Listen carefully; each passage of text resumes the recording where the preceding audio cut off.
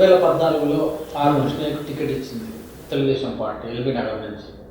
So BC card తోటి మళ్ళీ 2023లో అదే స్ట్రాటజీ తోటి కాసాని జ్ఞానేశ్వరరావు గారు తీసుకొస్తారు.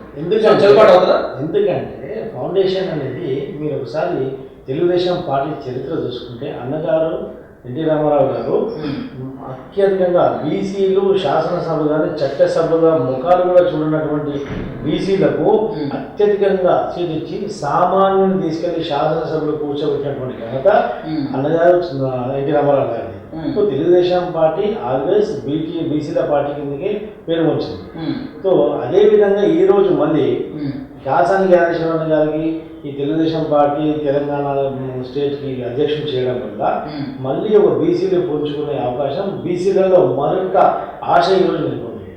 సో ఈ తెలుగుదేశం పార్టీని అందరూ అవకాశవాదులు కూడా తెలుగుదేశం పార్టీలో సామాన్యులు కూడా శాసనసభ మెంబర్లాగా అయ్యి మన తర్వాత శాసన మండలి మెంబర్లు అయ్యి తర్వాత మంత్రులై తెలుగుదేశం పార్టీని ఉపయోగించుకొని తెలుగుదేశం పార్టీ వల్ల బలపడి ఈరోజు ఏ విధంగా అయితే తల్లి పాదాలు తల్లి ముందు అన్నట్టు విశ్వాసఘాతకం చేసి వాళ్ళు వెళ్ళిపోయారు.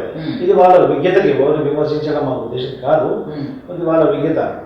కానీ ఈరోజు మళ్ళీ కాసాని జ్ఞానేశ్వరన్న తెలుగుదేశం పార్టీ తెలంగాణ యూనిట్కి ప్రెసిడెంట్ కావడం, నియమితులు కావడం బీసీలలో కొత్త ఆశ వెలుకొంటుంది. కాసాని జ్ఞానేశ్వరన్న కూడా ఒకటే పిలిపించారు, ఏ పార్టీ కూడా బీసీలకు టికెట్ ఇవ్వట్లేదు. ఈరోజు నేను అత్యధికంగా బీసీలకు ఫేవరబుల్గా పనిచేస్తాను.